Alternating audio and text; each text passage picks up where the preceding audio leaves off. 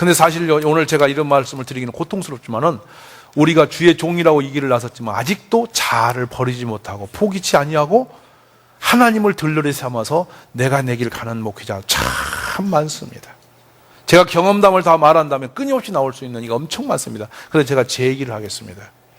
제가 목회선에 섰는데요, 하나님을 사랑하느냐 너희 아들을 사랑하느냐 딱 대비했더니요, 저는 하나님 사랑보다 제 아들이 훨씬 더 사랑스러웠습니다. 우리 목사님들 이거 질문할 때 어떻게 생각하십니까?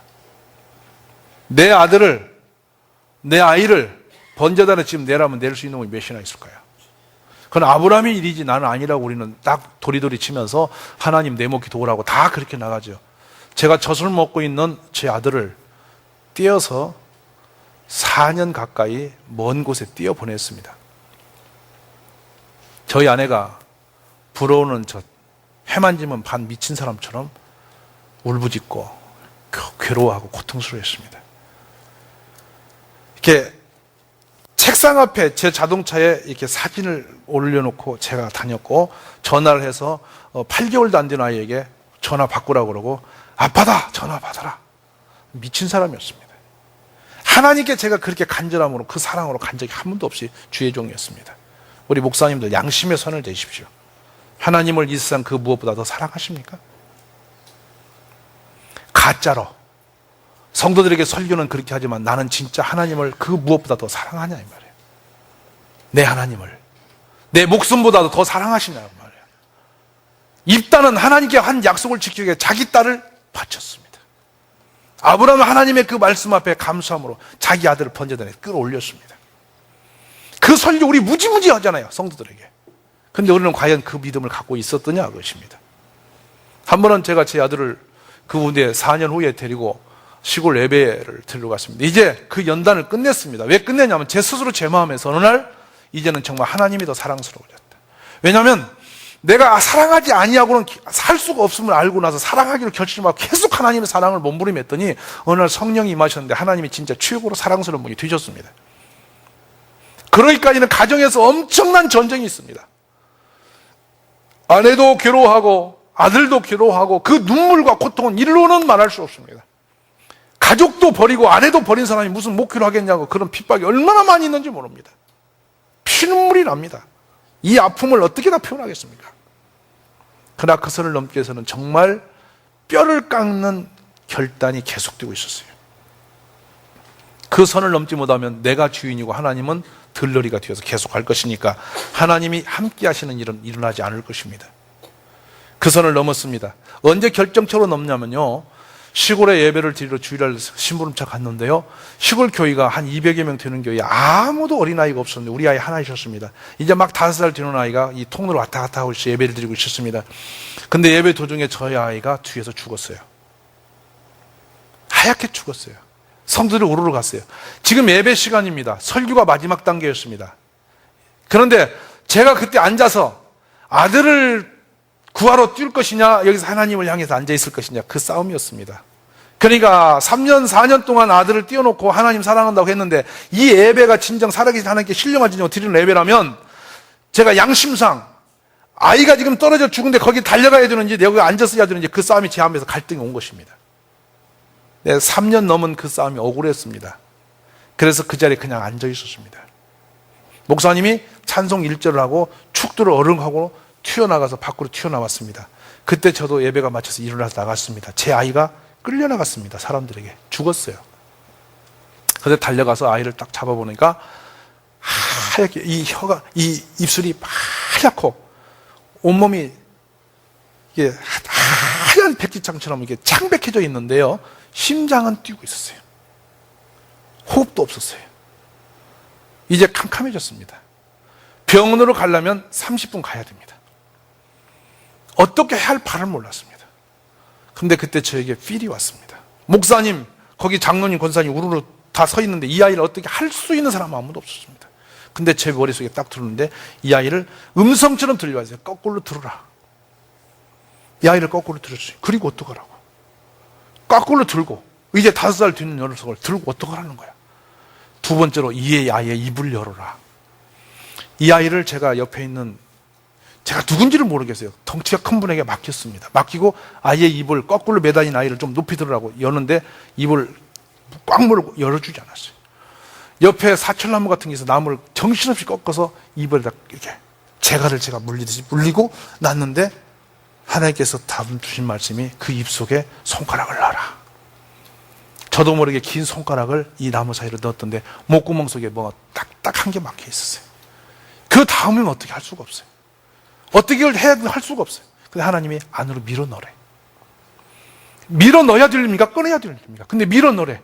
근데 정신없는 여정에 제가 밀어 넣습니다. 근데 밀어 넣는데 그냥 힘껏 제가 힘을 다해 밀어 넣습니다. 근데 조그보에 뭐가 탁 튕겨 나오는데요. 동전이 나오면서 피가 찢어져서 터져 나왔어요. 목구멍이 찢어져서 피가 터지면 동전이 튕겨 나왔습니다. 그리고 아이가 살아났어요. 제가 내내 오면서 생각했습니다. 그날이 제가 하나님 앞에 넘은 날이에요. 하나님과 제 육신의 삶 속에서 그 벽을 제가 넘은 날이에요. 3시간 넘도록 그 아이를 이렇게 데리고 오면서 걷잡을 수 없는 눈물이 제 눈에 나왔습니다. 아, 이것이 하나님이 나를 마지막 달아보시는 거였으면 좋겠다. 이걸로 달아보시고 더 이상 나에게 연단을 좀 안 하셨으면 좋겠다. 이런 마음이 있었습니다. 정말 주의 종이냐? 너의 모든 것을 다 놓고 하나님 한 분만으로만 만족한 종이냐? 우리가 흔히 그렇죠. 내 것 다 챙기고 내 가족 다 챙기고 내 할 일 다 하고 주님을 빌미 삼아서 사는 사꾼이 될 수 있습니다. 오늘 많은 교회 목회자가 사꾼의 길을 알아서 가고 있습니다. 왜 이렇게 많은 교회가 있으나 하나님의 능력과 권세가 신실하게 역사하신 하나님이 손을 멈추셨을까? 주의 종들이 그 선을 넘지 않고 있기 때문에 그렇습니다. 보십시오. 세상 사람보다 더 한 발 더 간 것은 뭐냐면 세상 삼류에서 다니는 직원도 근무 시간에 아이가 치과 간다고 약국에 병원 간다고 아이를 데리고 병원에 앉아서 치료받는 사람은 없습니다. 근데 목회자들은 근무한 시간에 아이 아프면 사모님하고 같이 병원에 앉아서 몇 시간씩 진료받고 있는 걸 제가 무지 많이 봤습니다. 과연 근무자의 자세가 된 것입니까? 과연 주의 종일까요? 우리들이 주의 종이라고 맨날 말은 하지만 성도가 봐도 하나님 봐도 주의 종이 아닙니다. 자기가 왕이죠. 이 선을 넘지 못하기 때문에 하나님이 나와 더불어 함께하지 아니하신다 그 말씀입니다. 공감하십니까 목사님들? 우리가 좀 더 뜨겁게 이 말씀을 가슴 아프게 들으셔야 할 이유가 있습니다. 저는 생각합니다. 오늘 아무리 세상이 험하다 할지라도 바울 사도 시대보다는 훨씬 복음 전하기가 좋은 시대입니다. 오늘날 우리를 껍질을 벗겨서 아니면 끓는 기름 속에 넣어서 누가 목을 칼로 쳐서 죽이거나 그런 핍박 시대가 없습니다. 내가 마음대로 가면 복음 전할 수 있는 시대입니다. 근데 왜 우리는 지금이 바울 시대보다 더 복음 전하기 어렵다고 말하느냐면 우리가 종이 종되어지지 않았기 때문이죠. 주님 보시기는 매우 가증스러운 사람이 될 수 있습니다. 그래서 거짓 선지자들아, 거짓 선생들아, 예수님이 늘 책망하셨던 것은 바로 그런 상황에서 오신 것들입니다. 오늘 목사님들 이 선을 넘어 보시지 않겠습니까? 이 선을 한번 넘어야 하지 않겠습니까? 이 선을 넘으면 그때부터 기적 역사가 일어납니다. 하나님이 신실하게 나를 붙드시고 기적처럼 쓰실 것입니다. 짧은 인생 왔다 가는데요, 내가 붙들고 있는 날에 내 것 되는 거 한 것도 없습니다. 하나님이 해주셔야 되죠. 아멘이십니까? 근데 그걸 넘지 않고 있으니까, 그 벽을 뛰어나가지 못하니까 계속 내 육신에 매여서 인생을 살아가고 있는 것이죠. 그러니까 내가 왕되어서 기도한들 기도와 응답이 있겠습니까? 내가 왕되어서 목회를 한들 목회가 열리겠습니까? 하나님이 왕이 안 되시는데. 오늘 이 축복의 역사가 우리에게 일어날 수 있기를 원합니다. 저는 그렇습니다. 하나님 욕심장이 아닙니다. 작은 건 내가 내려놓고 나같이 초라한 것 내 인생 한번 포기해버릴 때 하나님은 그 놀라운 영광스러운 손으로 나의 이 불쌍한 영혼을 붙들고 크게 쓰실 것인데, 내가 이 초라한 내 인생 하나를 놓지 못하여 하나님의 손을 멀리 떠났다면 얼마나 불쌍한 것일까요? 여러분, 사도 바울께서 하신 말씀이 있습니다. 자신의 학벌과 모든 신분의 모든 조건들을 배설물로 여기겠다 하셨습니까? 안 하셨습니까? 그리고 오직 그렇게 한 이유는 내가 십자가 안에서 발견되려 함이라. 내가 그거 붙들고 있으면 하나님 십자가 안에서 발견될 수 없다고 본인은 알았던 것이죠. 참 진리를 위해서는 버릴 걸 버려야 된다고 믿었던 것이죠. 우리 목사님들이 오늘 버려야 할 것이 무엇인지를 깨달아서 버리시기 원합니다. 어떤 목사님들은 그렇습니다. 고상한 인격이나 고상한 어떤 선진 앞서 있는 프로그램 가지면 목회 될 것처럼 착각합니다. 천만에요. 아무리 인격이 고상해도 인간은 죄인입니다. 포장된 죄인입니다. 하나님이 함께 하셔야만 온전한 역사 있습니다. 오늘 주께서 우리의 삶의 전반적으로 이 문제가 해결나기를 주의 이름으로 축원합니다. 그러니까 이렇게 내 자신이 완전히 포기되어지고 하나님께만 온전하게 드려지기 시작하면 그때부터 어떤 일이 생기느냐면 하나님의 살아하시어 역사하심이 나의 삶 속에서 신실하게 증거가 표식이 나타나요. 왜? 주님의 도구가 되니까. 그날이 속히 올 수 있기를 주님의 이름으로 축복합니다. 저는 이런 개념을 갖고 있습니다. 교회의 숫자는 연연할 필요가 하나도 없습니다. 교회 숫자 많아봤자 힘들기만 합니다. 제 말 아시겠습니까? 돌아보니까 가장 행복했던 건 300명 시절이에요.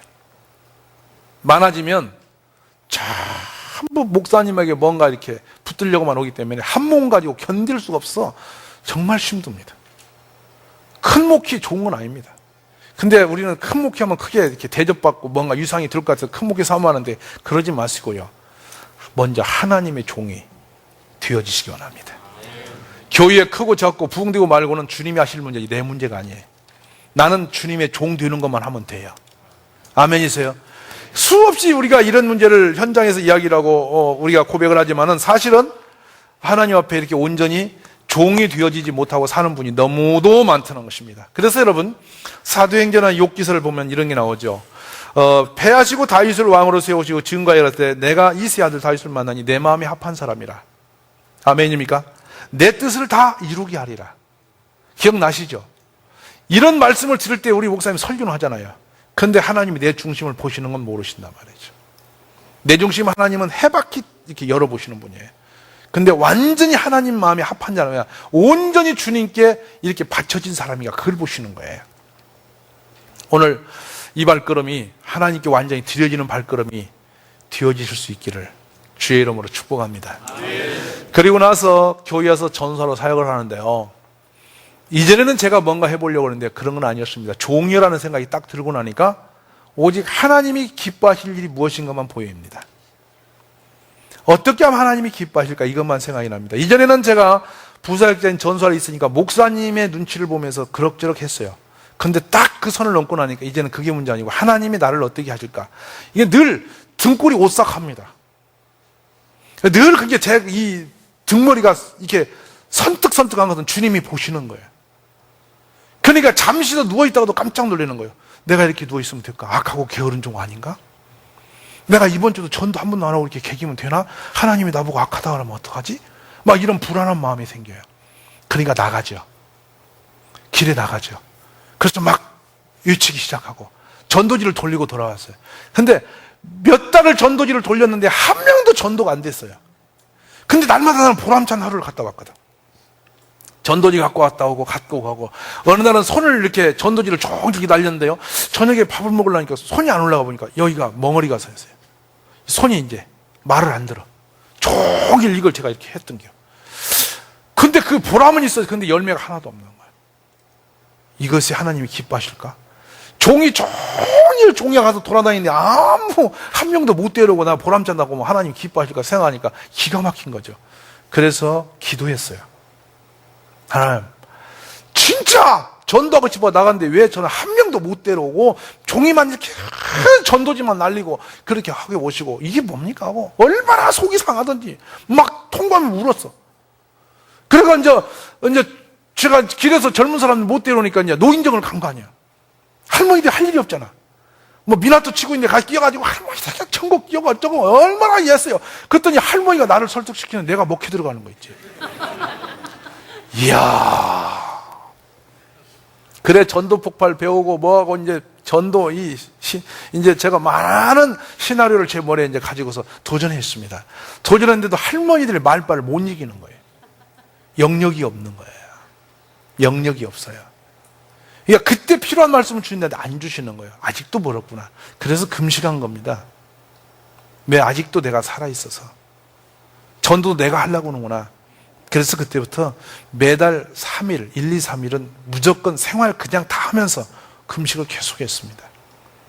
몇 해 동안 계속 금식하고 또 금식하고, 여름 되면 2주, 겨울 되면 3주 계속 금식하며 기도를 했어요. 왜? 영력을 주시라고. 왜? 육신으로 안 되니까. 그러면서 성령을 계속 공급받았어요. 성령께서요, 그때마다 다른 성령으로 저에게 오시는 걸 느꼈습니다. 우리 목사님들, 성령은 단순한 분이 아니십니다. 여름에 오신 성령이 겨울에 오신 성령이 다르시고, 항상 그 권능과 능력과 모습이 다르게 오셔서 위로하시고 힘을 주시는 걸 알게 됐어요.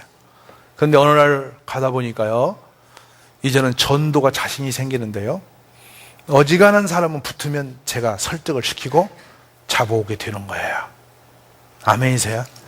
우리 목사님에게 하나님이 그렇게 역사가 있기를 원해요. 포기해야 돼요. 내가 내려놔야 돼요. 그래서 저는 그 능력과 은혜를 힘입고 나서 이 산골에 온 이유가 있어요. 실험하고 싶었어요. 전도지도 십자가도 교회도 사람도 없고 돈도 없다. 근데 하나님만 계시면 된다. 이게 사실인가 아닌가 그것이 궁금했어요. 이 속에 온 거예요. 와서 아까 보시다시피 아무것도 없었잖아요. 자신을 포기해버린 후부터 시작이 하시는데요, 모진 어려움이 있었어요. 왜 그러냐, 교회에서 주일만 가서 섬기다 보니까 사례를 못 받겠어요. 양심이. 내가 놀고 공부하고 다니면서 교회 가서 주일날 어린이 데리고 설교 한번 하고 사례를 받고 학비를 받는 창피한 일이에요, 하나님 앞에. 회사에서 그런 직원이 있다면 해고감이지. 그래서 사례를 못 받았어요. 몇 해 동안 안 받았어요. 가정이 말로는 못하죠. 근데 저에게는 자격증이 여러 가지가 있어요. 제가 괜찮은 수입을 할 수 있는 사람이에요. 내 아내가 알죠. 한건만 하라는 거예요.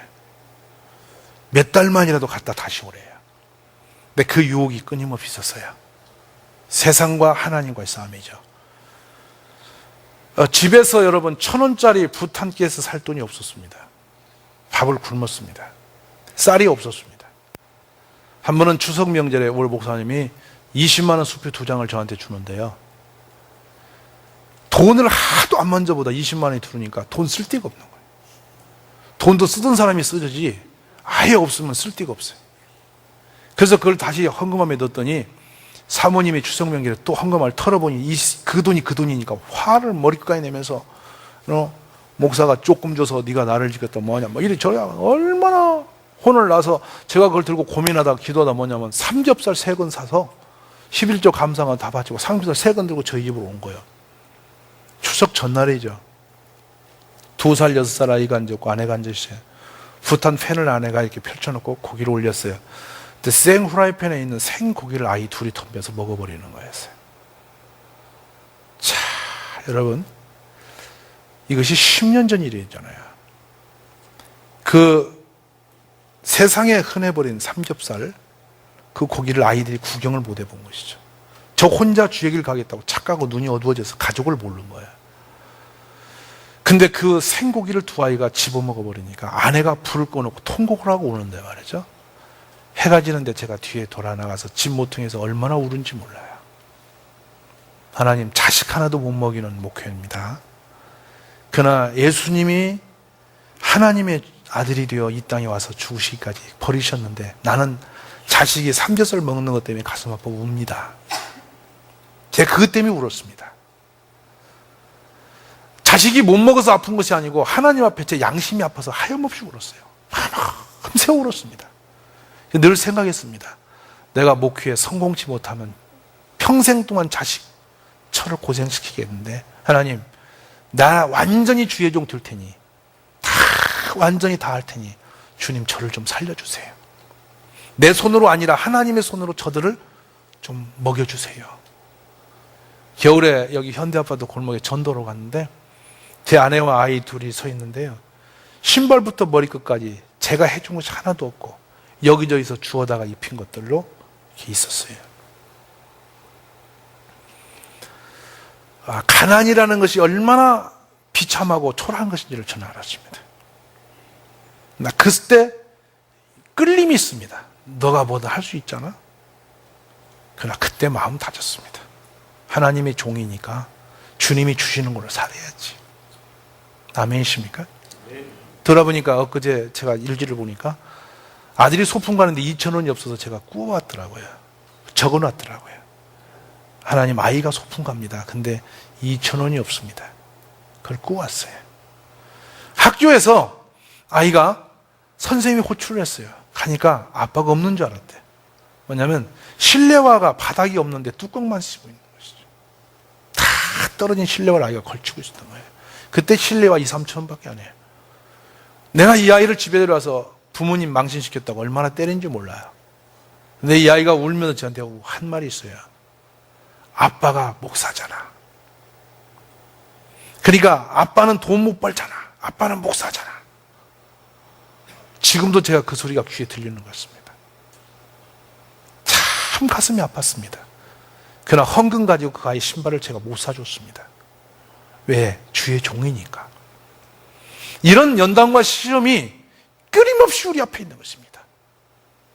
한 번 제가 우리 교역자들과 엊그제 이야기했습니다. 내가 여러분과 함께 헌금을 가지고 식당에 가서 마음 놓고 밥을 한 번 못 먹어봤구나. 참 미안하다 그랬습니다.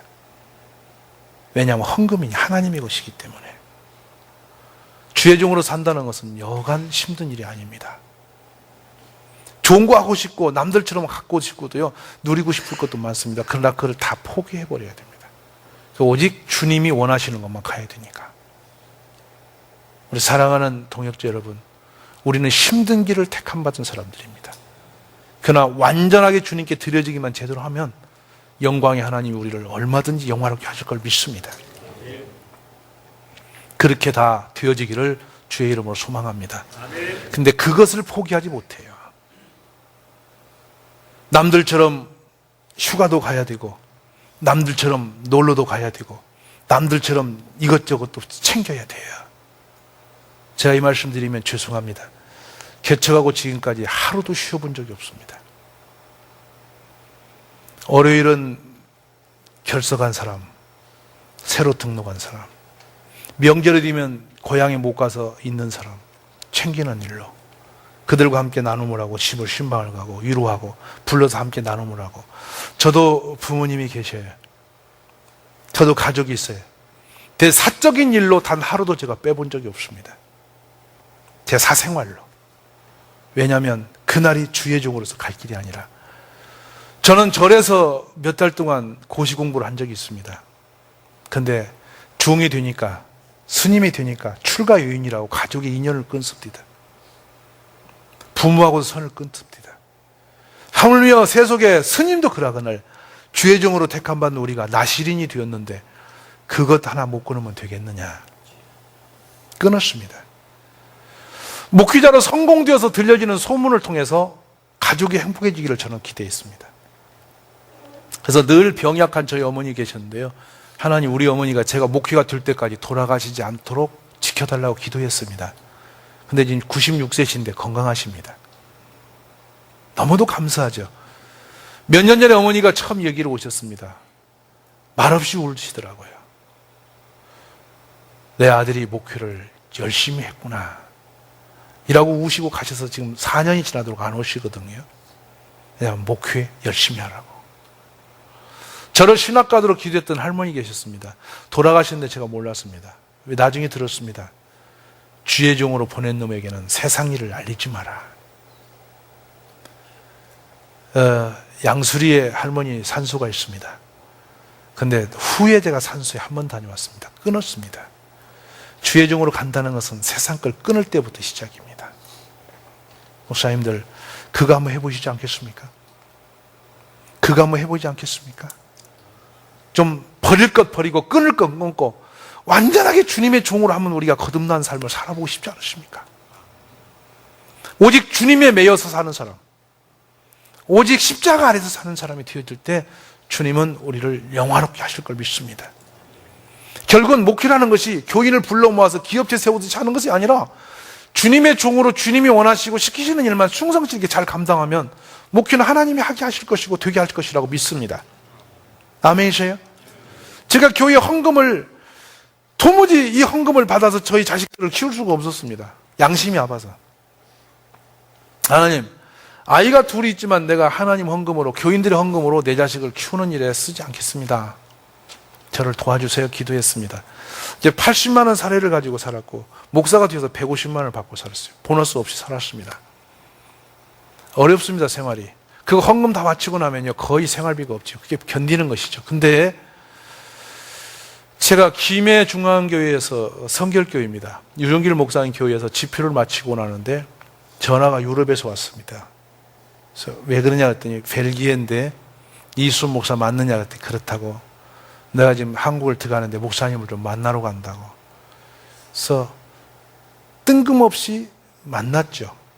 한국인이신데 교수님 부인이셨습니다.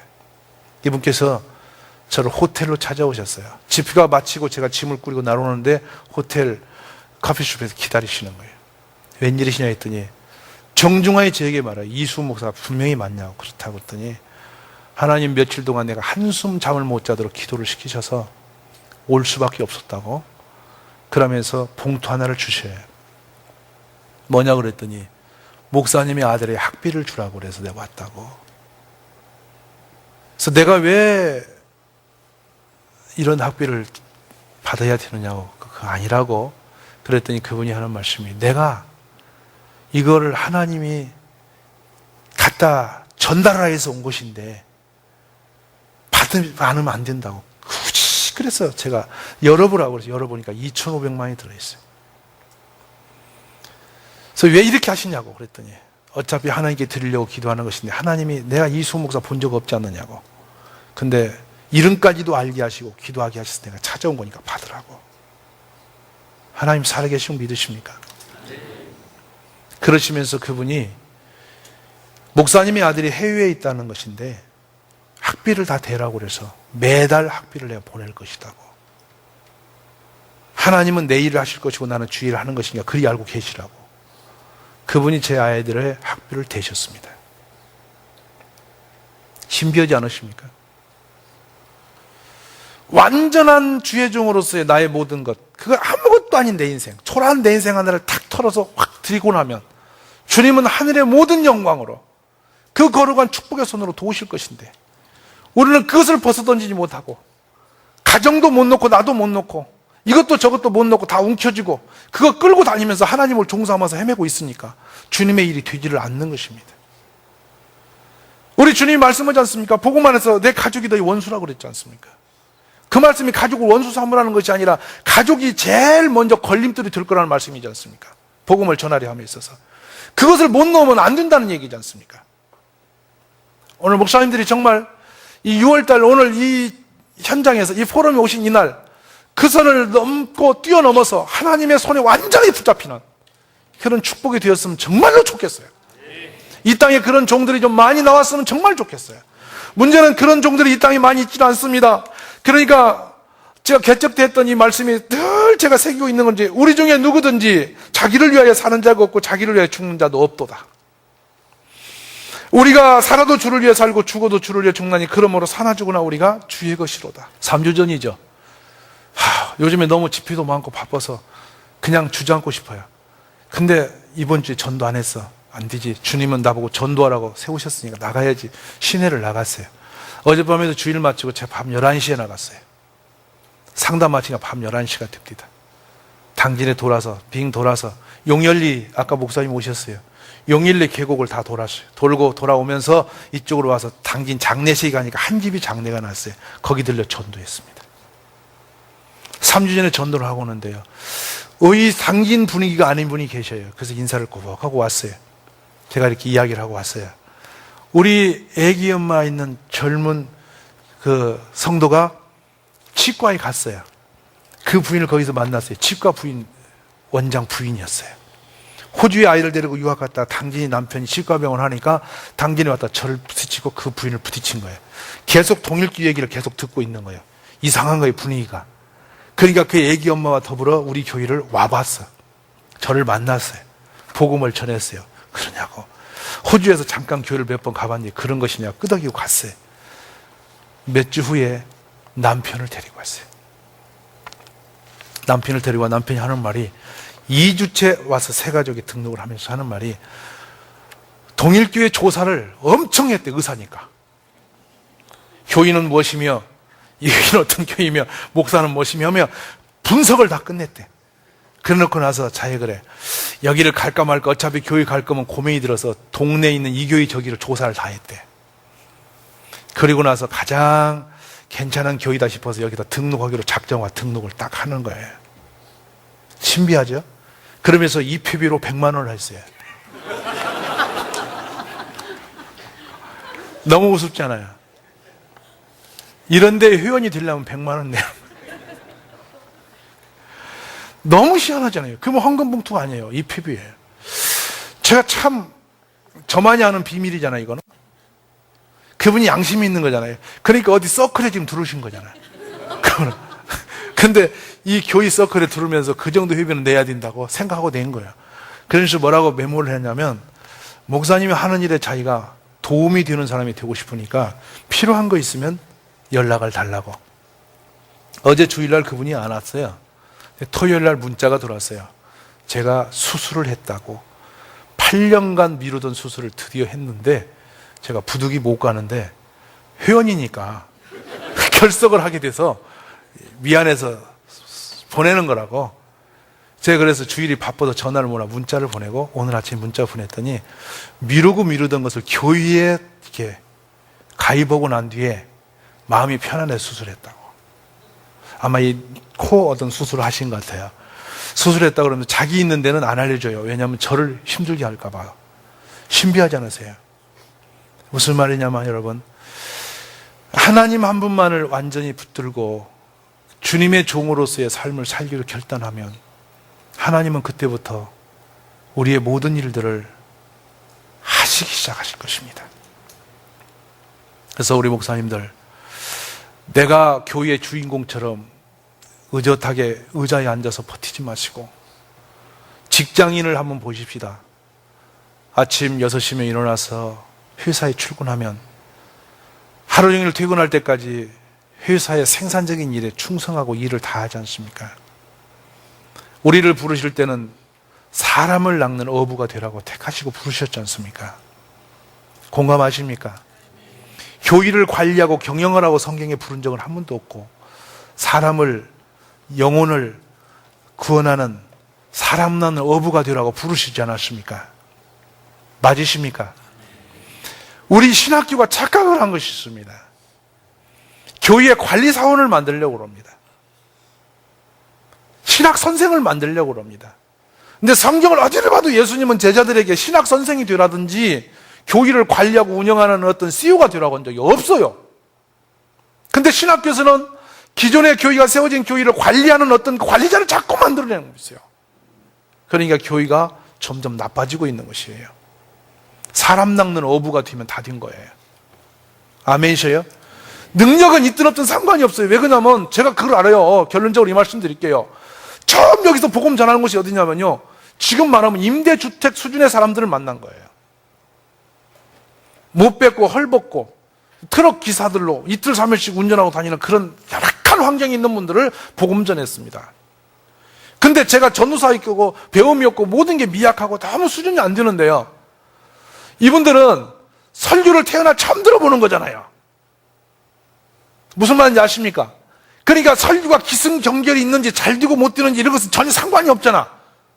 그냥 자기에게 뭔가 자꾸 갖다 주고 한번 와달라고 해서 자기가 그냥 와준 거니까 그냥 그 아저씨가 이 얘기니까 듣고 있는 거잖아요. 맞아요, 틀려요? 근데 다 듣고 나서 무슨 얘기는 하나도 모르겠는데 은혜 받은 이런 말 통하지가 않잖아. 근데 뭐라고 한마디 하느냐? 오늘 좋았어요 그래. 무슨 말이냐면 자기들 얘기 들었다. 그러니까 어떤 설교학적인 것이 아니에요. 단 이것만 했어요. 예수님이 우리를 도우시니까 가난하냐? 예수님은 전 하나님의 모든 것이니까 하나님 우리에게 잘만 그분 섬기면 그분이 이렇게 조금만 줘도 부자 된다. 그러면 그 사람들이 그리요, 맞지요, 이렇게 하는 거잖아요. 제 말 공감하세요? 그러니까 뭔가 하나님께 이렇게 얻을 거 있어서 오는데 오다가 보면 공부되고 자꾸 알다 보면 나중에 전도해야 되구나, 뭐 해야 되구나, 교인이 되가는 거잖아요. 그러니까 아주 초라하고 가진 것이 없지만 주님 앞에 종으로 서겠다는 그것만 확실히 붙들고 나가니까 주님은 결국에 우리를 통해 일을 하시지 않습니까? 아멘이십니까? 우리 사랑하는 목사님들, 그렇습니다. 오늘 목사님들이 오신 이 현장은 지금 이 자리가 무덤이 13개가 있는 곳이었습니다. 이 자리는. 그리고 아시다시피 여기 도래오신 동네 길이 없었습니다. 원래는 뉴요커 길이었습니다. 비포장했습니다. 홍수가 나서 다 떠늘러 가는 바람에 지금 저렇게 포장이 콘크리트로 했는데 너무 콘크리트로 하니까 겨울에 얼음이 얼어서 여기 그때 계시던 목사님 오늘 와 계시네요. 둘이 눈을 자동차가 콘크리트 위에 지나가 보면요 눈이 딱 달라붙으면서 얼음 덩어리 돼요. 빙판이 돼요. 그거를 곡괭이로 치면 손바닥이 다 껍질이 다 벗겨져. 그걸 계속 했습니다. 그것이 불쌍해서 구원수님이 지나가다 안 됐다고 그 아스콘 5cm 깔아준 거예요. 지금 들어오신 길에 아스콘 깔려있죠? 아스팔트가 5cm입니다. 아주 얇게. 어디 하다가 남은 거 있다고 그냥 그 서비스로 깔아준 거예요. 그래서 이 길이 홍수 때문에 이래저래 지금 이게 차가 들어오는데요. 버스가 들어오기 시작한 것이 작년부터예요. 여기 차가 못 들어왔어요. 이 승합차 위에는 못 들어왔어요. 근데 하나님이 길이 이렇게 안 좋아도 교회를 하셨잖아요. 여기 있는 이 사람이 뭐가 뛰어나고 탁월하고 뭐 잘나서 그런 것이 아니에요. 하나님이 하신 거예요. 나중에는 제가 결론적으로 이걸 아셔야 됩니다. 이렇게 아까 그 까만 비닐하우스에 나무 이렇게 하얗게 페인트 칠해 놓으니까 꼭 공동묘지라고 그랬다니까요. 근데 그 어느 날은 제가 밖에 나갔다가 전도하고 들어오는데요. 그 비닐하우스 안에 낯선 부인이 와 계시는 거예요. 그래서 누구시냐고 그랬더니 저보고 뒤에 누구냐는 거예요. 그래가지고 왜 부인은 이 시간에 여기 왔냐 했더니 글쎄 여기 나물 캐러 왔는데 뭐가 이상한 게 있어 들여다보는 거라고. 그래서 그 안에 들으니까 뭐 장판 깔려있고 뭐 이렇게 강대상 있고 그렇게 생겼잖아요. 참 이 시대에 별게 다 있다고 산속에. 그분이 두리번거리고 앉아서 제가 커피를 한 잔 드리면서 이게 교회라 했더니 교회라는 게 왜 이런 것이 있느냐고 껄껄 웃고 이 부인이 너무너무 우습다는 거예요. 그래서 저보고 누구냐 해서 전도사 했더니 전도사가 뭔지를 몰라 이 양반이. 그러면서 그러냐고 갔어요. 주일날 이분이 다른 사람 하나 데리고 왔어요. 그 당시 당진 국민은행 지점장 부인이야. 그분이 그 김세준이라는 분이었었는데 그 부인이었는데 서울 음대 출신이었습니다. 그 음대 나오신 분이 시골에 남편이 여기 기지시에 와서 병원을 하니까 거기 와가지고서는 이 산책을 왔다가 이 상황에 있으니까 들여다봐 저를 만난 건데. 그래가 이제 부인이 둘이 아주 젠틀한 부인 둘이 와 계시고 우리는 전부 초라하잖아요. 두 분만 너무나 때깔이 틀린 거예요. 분위기가. 근데 진짜 이게 귀부인 둘이 앉아있으니까 너무 비닐하우스에서 분위기가 이상한 거야. 저도 보기가 미안하죠. 왜냐면 우리는 초라한 사람이 아이고 향수 냄새도 새롭고 분위기가 영 우리는 불편한 거예요. 근데 점심에 이렇게 식사를 가진다 하는데 참 재밌게 맛있게 그들은 즐기고 오는데요. 설교하는데 막 우는 거예요 이분들이 울어. 그래서 오늘 진짜 내가 은혜 있는 설교를 했나 모양이다 그랬어요. 나중에 왜 그러냐니까 불쌍해서 울었대요. 땀을 뻘뻘 흘리면서 어쩌고 하는데 자기가 무슨 말은 몰라도 참 저 아저씨 불쌍하다. 저렇게 이렇게 하려고 그러는구나. 뭔가 이 얘기를 하려고 하는데 뭔 말은 못 알아도 참 불쌍하다. 그래가 이 양반이요. 그 성탄절에 서울 음대 출신들을 때로 몰고 와가지고 성탄절에 여러분 오케스트라가 온 거예요. 첼로가 오고 막 이런 게 오고 막 별게 다 왔어요. 그래가 그 팀이 40명이 오다 보니까 우리는 갈 곳이 있어. 비닐 밖에 서 있고 그분들은 비닐하우스 안에서 오케스트라 하고 우리는 비닐하우스 밖에 서서 소리를 듣고 이런 예배를 드린 적이 있어요. 여러분 웃음이 나오십니까? 참 그때 생각하면 제가 참 기적 같은 역사입니다만은 하나님이 그렇게도 하시더라고요. 불쌍해서. 그래서 그분이 떠나가면서 너무 안 됐던 모양이라 헌금도 좀 해주시고 사람도 소개해주고 그러니까 이게 전도가 아니고 소개해준 거예요. 그래가 교인이 생겨나는 거예요. 그러니까 하나님은 한번 우리가 중심만 주님께 온전히 바쳐지면 그때부터 놀라운 일들을 해주실 거란 말이에요. 오늘 무슨 이야기인지 여러분 우리 목사님들이 알아들으시기를 원해요. 근데 다 같이 다 주의 종이라고 그래요. 근데 주님이 보실 때 달아볼 때 아직 아닌 거예요. 주님의 용량에 안 찼어요. 자, 결론적으로 들어보세요. 내가 주인 된 사람이 좋은 거 생기면 뭐 할 것 같습니까? 자기를 위해서 빚을 내기 시작할 겁니다. 근데 완전히 다윗에게 하나님이 권세를 주니까 뭐 했습니까? 그가 마지막 인생을 마치면서 하나님의 성전을 지키기 위해서 쌓아둔 것이 어느 목사님이 풀어보니까 8톤 트럭으로 금이 84트럭. 84트럭. 상상이 되세요? 그 어마어마한 것을 다 자기의 부귀한 것을 다 보물을 다 모아서 하나님 전진다 다 올인해놓고 자기는 죽어버리죠. 아들이 지코도 남았잖아요. 그러니까 이두페 여왕이 얼마나 솔로몬의 성전이 화려했으면 그 계단에 올라가다가 황홀하여 혈나여 기절해 붙잖아요. 아니 계단을 얼마나 금으로 잘 만들어 놨으면 그걸 쳐다보다 여왕이 휘가닥 뒤집어져서 정신을 잃어버리겠어. 그만큼 다윗 왕은 온 힘을 다하여 주님이 주신 것을 가지고 최선을 다해 주님 나라 세웠잖아요. 그런데 오늘날 우리는 그렇게 사냐 이 말이죠. 조금 뭐가 뒤어지면 내가 뜨고 내가 뭘 하고 뭘 하지 않습니까? 이것이 문제인 것입니다. 완전히 저는 여러분이나 오늘 이 자리에 계신 우리 동역자 여러분이 하나님의 종으로 새롭게 날 수 있기를 원합니다. 그래서 단순한 포럼이 아니라 우리 목사님과 저가 하나님 한 분만의 영광을 위해서 혼전히 드려져서 제발 목회가 정말 주님의 역사 속에 잘 되어지기를 주의 이름으로 축원합니다.